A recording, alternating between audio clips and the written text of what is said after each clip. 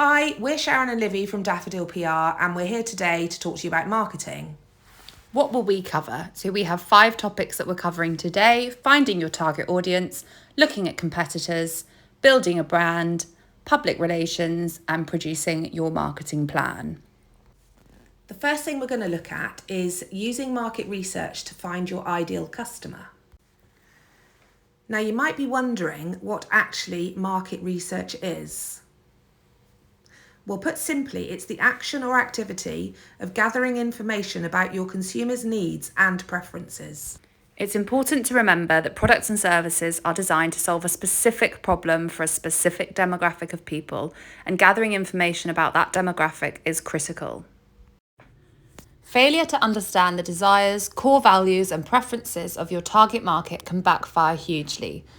A target market analysis can help you get to grips with your customer base. This will help you understand what platforms you might use, key messages, what products and services to offer, and what type of visual content you should use.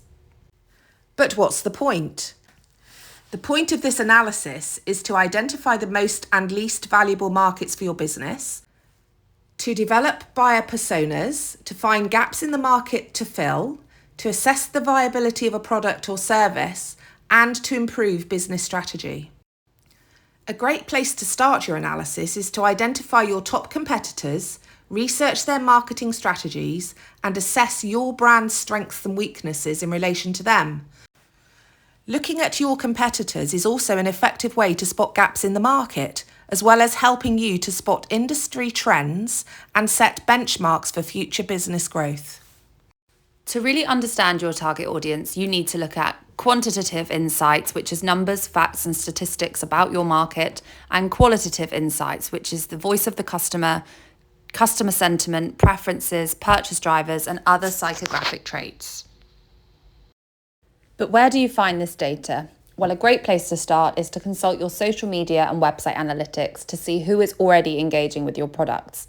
This can give you information such as where your customers live, their age, gender, interests, and much more. It's also a good idea to ask your customers directly. Tools such as surveys, interviews, or focus groups not only give you valuable information, but can also help to build that two-way relationship and conversation. It's a good idea to think about creating a customer profile, which will help you understand a view of your ideal customer. What are their pain points, their interests, their buying patterns, and demographic data? Here are some examples of the difference between demographic data and psychographic data. Here are some good questions that you might want to get started with. Once you've got the information, you can begin to craft profiles for your ideal customers. Now we're going to talk about building a brand. But first things first, what actually is a brand? Well, brands are intangible, which means you can't actually touch or see them, but they are vital to the success of your business. They can help shape people's views of companies, products, and individuals. Often people confuse brands with things like logos, slogans, and other recognisable marks like you see here, but these are simply marketing tools that form part of a brand identity. A brand identity refers to the unique and distinct characteristics that will distinguish a brand from its competitors.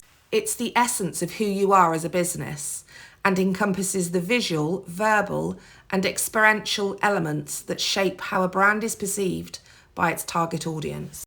Your brand identity includes design elements such as your logo, your brand's name, your colours, and your typography, but it also delves deeper than that and encompasses your organisation's values, and that is reflected in everything you do. But why is a brand important? When launching a startup business, one of the most critical aspects of success is building a strong brand. But why? Well-crafted brand identity, an engaged community, and a compelling brand story can differentiate your business, attract customers, and foster long-term loyalty. Here are just a few of the benefits. Well, good news. You don't have to be a branding wizard to build a brand. All you have to do is know the story that you want to tell, and the rest will fall into place. We think a good place to start is to have a think about what kind of experience or elicited feeling you would like your company to create. What do we mean by that? Have a think about a brand such as Nike. Their slogan, "Just Do It," springs to mind pretty quickly. Well, for us, Nike evokes the feeling of strength and power. It also works with inspirational athletes to empower its customers and harness that feeling right across their marketing campaigns and ads. Now, if you look at another brand like Patagonia, it has a very different feel with a completely different brand value. Creating a feeling is really at the core of what your brand should do, and that feeling should transpire across everything, including your marketing. So, next we're going to talk about why storytelling is great for business. There are many reasons, but we think that these are a great place to start. Storytelling is a powerful way to tell people about yourself. We all love a story, right? It gives your audience a chance to connect with you so that they feel like they know you and your business on a more personal level. That in turn builds trust and loyalty. Stories are memorable. Think about it. Which would you be more likely to remember? Statistics and figures, or a vivid, engaging narrative? By telling a story, you're giving your audience something to latch onto and remember you by. Perhaps the best reason that storytelling is good for business is because it taps into our emotions. Emotions drive buying decisions, and when you can connect with your audience on an emotional level, you're more likely to engage with them in business. So the next time someone tells you that storytelling is good for business, you'll know it's not just a buzzword or marketing gimmick. It's a powerful tactic to connect with your audience, build brand awareness and loyalty, and ultimately drive sales and earn you some money. Now we're going to talk about public relations. The press release is one of the major formats of public relations, and writing one is a vital skill if you want to gain media attention for your business. Press releases are a great way to control the narrative surrounding your brand while gaining organic momentum and reach, but you must have something newsworthy to talk about. A press release is essentially one page of news that follows a traditional outline. It should be around 300 to 500 words and include the following things you can see on the screen. When writing your press release, it's important to remember to include the 5 W's: who, when, what, where, and why. This information is going to be at the core of any news story. Journalists tend to cut from the bottom, so make sure all your key information has been said early on. Your press release will usually be searchable across the web, so remember to use keywords wherever you can. Keywords in your headline and summary will also make it show up on search engines and make it easier for people to find key information. If you're including references, pop in a hyperlink so people can follow them. Keep it short and concise. And always remember to check deadlines to make sure that you don't miss the boat.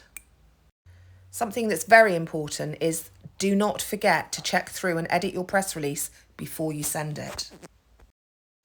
Crisis PR or crisis management is a strategic communication approach aimed at managing and mitigating the negative impact of a crisis on your reputation. During a crisis, swift and effective communication is essential to regain control of the narrative and minimise potential damage. Crisis PR involves a proactive response that includes acknowledging the crisis, taking responsibility, and demonstrating transparency and empathy. This might include issuing timely and well-crafted public statements, addressing concerns and inquiries from stakeholders, and utilising various channels to disseminate accurate information. It might also include briefing any relevant people within your organisation to ensure a joined-up approach. By demonstrating a genuine commitment to resolving the crisis, organisations can protect their reputation, rebuild trust, and emerge from any crisis with a stronger public image. Devising a marketing plan. Marketing is a crucial element in the success of any startup business. It plays a pivotal role in attracting customers, building brand awareness, and driving growth. We've already touched on the value of your target audience, but when devising your marketing strategy, understanding your target audience is the place to start. Having an understanding about who you want to reach will help you tailor your marketing messages and choose the right channels to reach them effectively. There's a lot of data available to help you decide which platform might be best for your audience, like you can see on the screen now. One of the most important things that you need to do when it comes to marketing is to set yourself effective goals. Without them, it can be really hard to measure your progress and truly analyse whether or not your efforts are helping your business in any way. Additionally, setting goals will help you to establish priorities, stay motivated, and reach your business objectives more quickly. that when setting your marketing goals, it's really important to ensure they are specific and measurable. You should also remember that not all objectives need to be directly related to your organisation's revenue generation. Reputation management or brand awareness are critical goals for any business, and they're often overlooked. Your goals should also align with and support your business objectives. You should also consider long-term success as well as short-term results, and consider the resources, budget, and timeline available to you to make your goals achievable. There are a lot of tools out there to help you track and analyse your marketing efforts, but it's important that you use the right ones for you. Choose tools that fit your budget, are user-friendly, and provide the features that you need to execute your marketing strategies effectively. But of course, there's so much more to marketing and PR and making a success of your business. So if you'd like some more tips and tricks, you can sign up to our newsletter at www.daffodilpr.co.uk.